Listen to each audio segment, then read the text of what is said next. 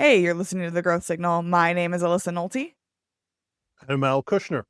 and we are going to have a fantastic conversation today. So, Al, tell us, what is your hot take? My hot take is my latest book out called The AI LinkedIn Advantage. Okay, so tell us more about that. What is the AI LinkedIn advantage?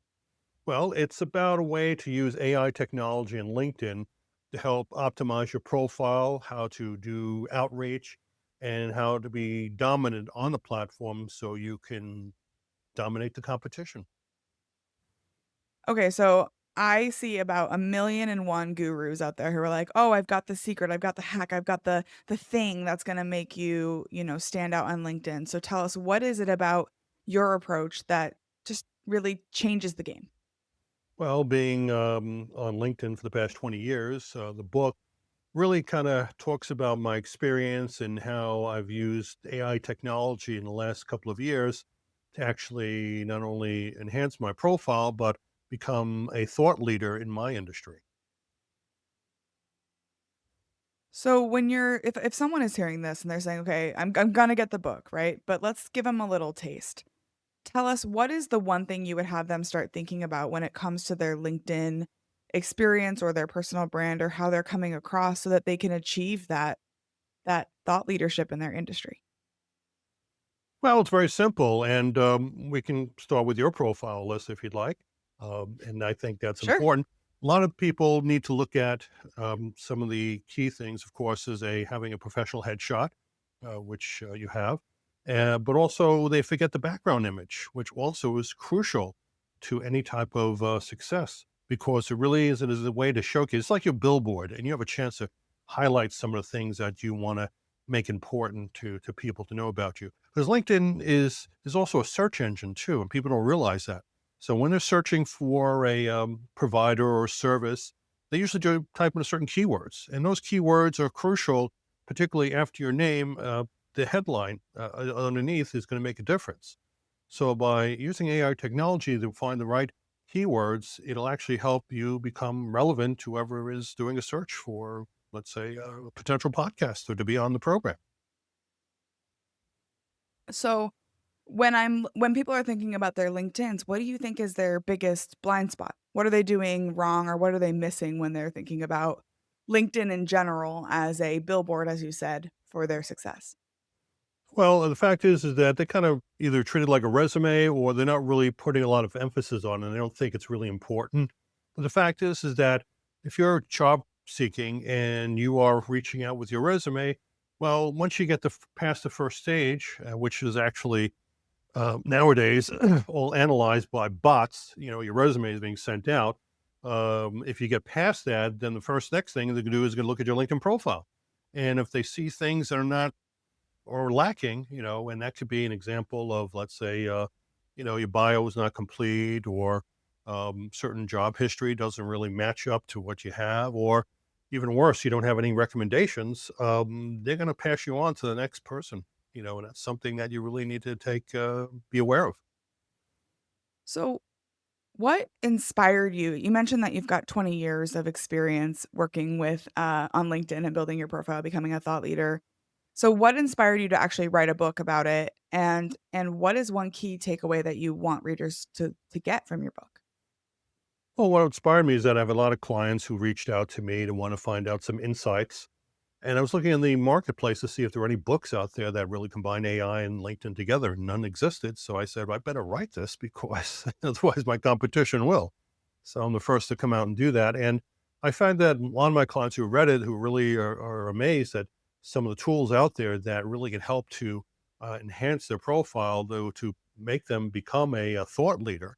And that includes things like using ChatGPT to create articles and content or scripts for videos, a whole host of things that really will help enhance one's profile, and particularly in outreach, which really is going to make a difference. So, yeah, I think it's definitely a thing nowadays people should be aware of. Let's go back to something you just said, because a lot of the conversations that I have on this show are about AI and what it means for the future of how we build relationships with the people around us, particularly our customers. So I agree with you. We have bots that are reading our resumes, bots that are looking at our LinkedIn pages. We're all, subject to the algorithm, if you will. So how do we balance the way we need to write and communicate with a bot so that they push our content out and that they connect that they put us through whatever standard, but still being human and readable and something you can connect with? Because I don't want to read a bunch of ones and zeros that speak to a bot on someone's LinkedIn page, but if that's what's going to get them out into the algorithm. So how do we balance that being human and being optimized? Well, AI technology is simply used as a tool. It's not an end all. So you need to really come across as being authentic. And authenticity is what's going to set you apart from the rest. So when you're taking information, let's say you're using, I don't know, let's say ChatGPT, and it constructs a sentence or an article, you really need to review it and put some of your own thought into it before you actually post it, because that's going to make a difference. And that's something that's going to set you apart from the competition. It's a lot of times people are lazy by nature and they want to go ahead and do things that are easier. And, it's not something that is going to help you in the long run, because AI is a great tool to use. It'll help you create ideas for articles, help you write scripts, and so many other uses. But again, use it for what its purposes is like. It's really just a tool, and it really will help you construct ways that will help your expression get out more effectively. I love that you bring up authenticity because that seems to be a premium these days, right? Like in the days of social media and we're all trying to build these personal brands and present to the world in a certain specific way, appeal to our customers, appeal to the people we're trying to get hired by and all of that. And I kind of believe that authenticity is going to be the thing that keeps us desirable by our customers, right? There's people out there who wanna work with you because 'cause you're you, not necessarily not only because you have this incredible stuff, but because you have incredible relationships and thoughts and ideas that people wanna have and connect with. Absolutely. That's the only way you're going to win the game in the long run, is to be authentic, and that's how you establish yourself as a thought leader. And that's what people are looking for when they read about you, whether you're sending out a newsletter each week or on a podcast. It just really solidifies your value to whoever you're connecting with. So, let's talk about I would love to get your opinion on this. There's a someone came on my show once and said that their least favorite thing about LinkedIn is the fact that every time they get a connection, they immediately get a pitch, into their inbox. In fact, they called it getting pitch slapped, which I thought was really funny. Um, so how do you balance, like, wanting to have authentic outreach, wanting to outreach to people who you want to be your customers, being authentic on LinkedIn, and still achieving your business goals? Because we're all here to do business, right? We're all here to make money and how do we keep that balance? Well, very simple. When you are doing any type of outreach, you really got to optimize your profile, because that's the first thing that people are going to do before they even accept your invitation, for that matter. So, and yes, it's true. Pitch slapping is pretty much 9 out of 10 times I'm receiving, invitations. And the first thing I do is that before I even look at it, I go right to the profile. If I see it's not even optimized, they don't have a back image or anything, I ignore it. I mean, simply put. Or I even simply indicate as spam. And a lot of times when people keep doing that, the algorithm will actually recognize it, and LinkedIn will actually shut that account down. So it really is very good at providing these checks and balances for the bad players out there. Yeah. But if you want to be a good player and you want to outreach, after you optimize your profile, instead of doing a direct connection with someone, follow that individual first. You want to be able to find out a little bit more about them. And then if they, for example, comment or post something, maybe you can respond to the post and respond authentically, instead of, not thanks for sharing, but say about what their post meant to them and maybe even ask a question or two. That's how you're going to get the attention. And at that point, if they reply back to you, that's when you can do an outreach. That's when you can ask for a connection, and most likely you'll be accepted. You know, AI is really I don't know about you, I feel like what this is like we're in the age of almost like when the internet was invented, right? Everything is changing so fast. Our world is upending overnight because of AI. It's one of those precipice moments, it feels like. So, considering that and the way that AI is changing our businesses, changing our industries, changing basically everything we do, how do you see social media or LinkedIn or the online persona evolving in the age of AI? Well, I think the AI is just at its beginning stages of as far as providing value to whoever is using it. And I feel that it'll just continue to evolve. There'll be a lot more uses for AI. And I think that in 5 years, the technology will be a totally different game changer. I mean, look at it nowadays. When you want to do a search online, you're using Google, for example, and I think in 5 years from now that will all change. I think features like perplexity will be the one that will be the main player out there because it provides the information people are looking for, not ads, not things that are going to go off base, but it'll give you the actual facts. And people are looking for that. They're tired of going through all these different ads and things that are irrelevant to what their search is, and they want answers, and they're not going to wait for it. So I think that's the future. I totally agree. My husband was having a problem with his Microsoft Outlook, and it was like, his calendar was he was getting things on his calendar, but he wasn't getting the email notification about it, and he had spent, like, an hour going through Google and trying to figure out what was wrong and went on the Microsoft website to figure it out, and finally I was like, "Let's just ask ChatGPT." So we dropped in and explained the situation, explained what was happening, and then it took us through step by step of what settings to check and where to go, and it asked additional questions, and we provided additional context. Within probably 3 minutes, we figured out there was a checkbox turned off, turned it back on, and all was well again. But we had spent probably an hour wasting time on Google, wasting time on the Microsoft website trying to figure it out. So, I agree with you. I think that we're gonna see a change in how people interface with solving their problems with AI, and a simple search bar that is one idea at a time is not gonna be enough. Yeah, it definitely is going to make a difference. And I see that also when it comes to claims, when you're doing insurance and you're trying to get, a claim paid for.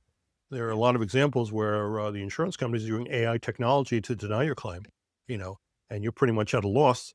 But if you use AI technology in your favor and appeal the claim, you can most likely will get approved, which most people don't really take advantage of. So Yeah. I see there's going to be definitely a lot of room for opportunities for people to help with their claims. That's a perfect segue actually, because I was just gonna ask you, what do you wish people knew about AI in terms of, like, how to use it to its best effect?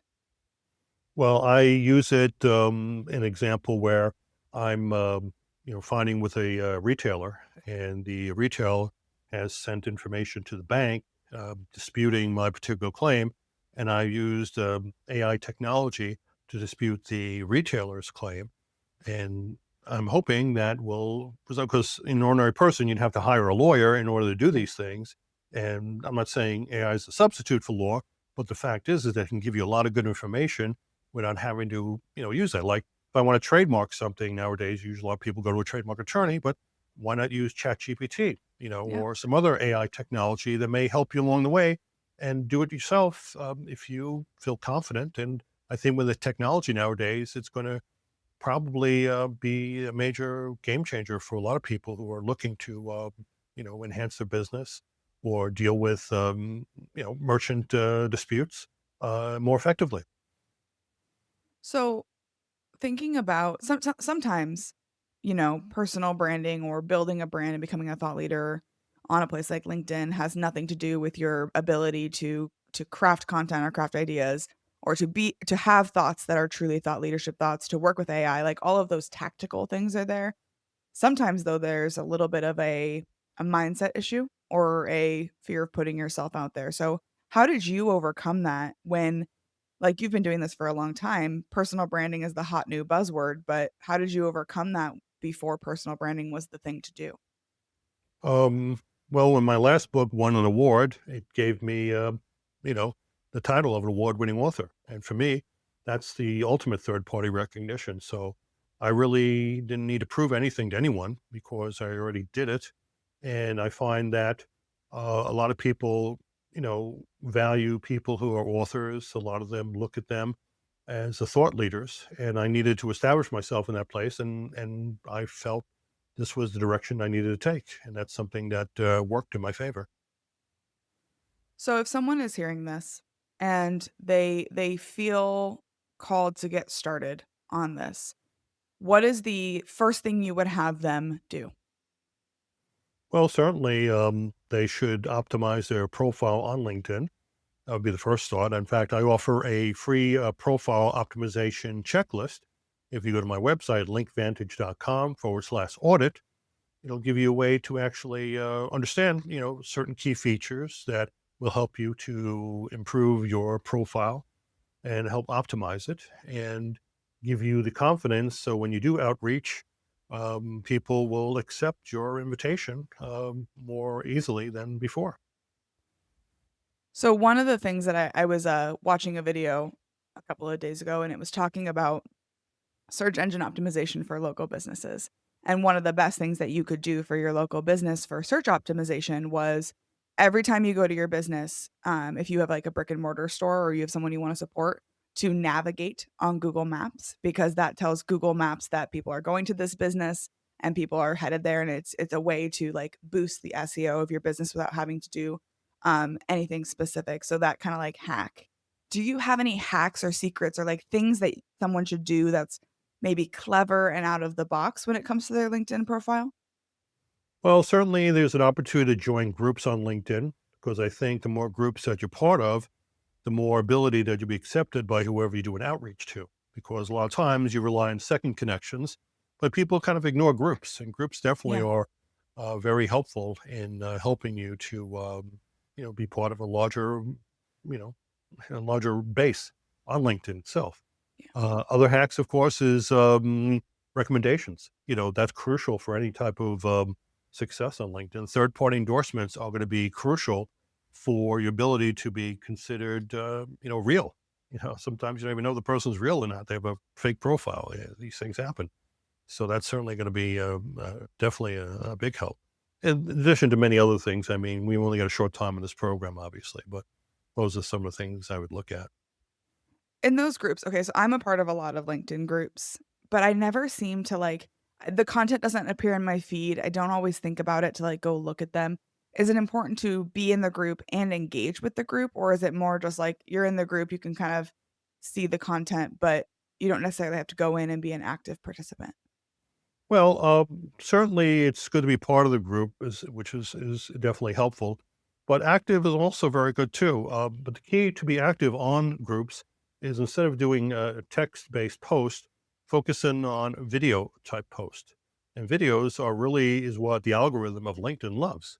So if Mm, you can do a video anywhere from 30 to 90 seconds on the average and post it to your group and make it not self-serving, but certainly, that's gonna the members will value, then I think you're getting a lot more reach with that particular approach.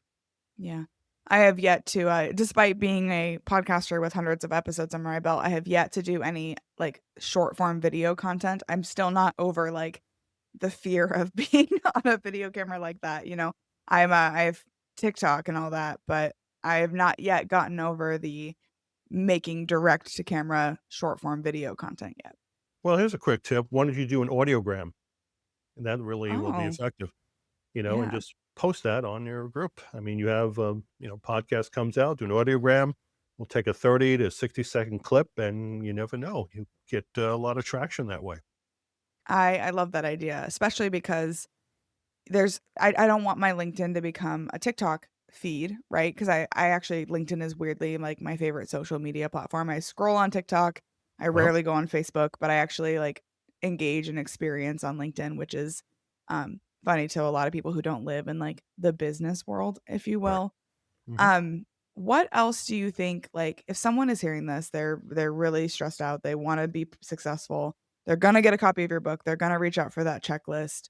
What else would you share with them to make this a successful experience so that they can achieve some kind of incredible outcome?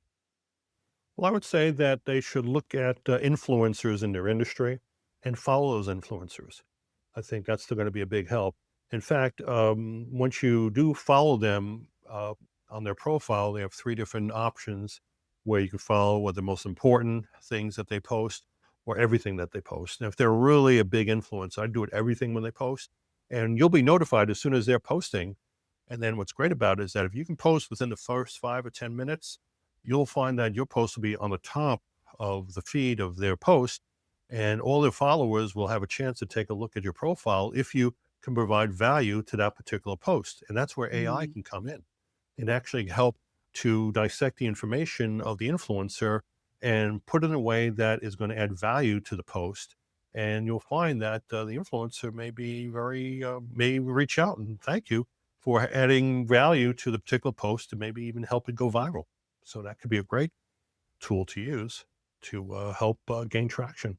That is such a smart strategy, that makes total sense to me. Like, of course, if you wanna be in the same sphere as these thought leaders, make sure you get notified so that your comment joins the conversation immediately. Of course, that makes total sense, but it's like one of those light bulb moments. Yeah. So speaking of influencers, who else out there should we be listening to? Who else is driving a conversation, or who else should we be paying attention to? Well, I guess depending on your field that you focus in on. I mean, I like Gary Vaynerchuk. He has really good information on the media and what's happening in the industry. Simon Sinek is another one. I mean, there are a lot of people out there who are great authors who I follow, and I would say that you should look for the people who are matter most in your industry. And if they have a podcast, subscribe to it. If they have some books, listen to it in audiobooks. These are great ways to keep up to date on what's happening and what's changing in the industry. And if someone is hearing this, they're really connecting with you, they wanna learn more, they wanna follow along, where can they find you online? Yeah, well, they can go to my website. It's linkvantage.com, and you could find information about courses that I offer as well as my book. It's available in Amazon and also available on Spotify for audiobooks, Audible. You can also follow me on LinkedIn, which is a good thing to have. And I'll soon be coming up with my own podcast shortly, so stay tuned. Awesome. Well, thank you so much for joining me on the Growth Signal. This was a really fascinating and practical conversation. Thank you. I appreciate the opportunity, Alyssa. We'll be in touch.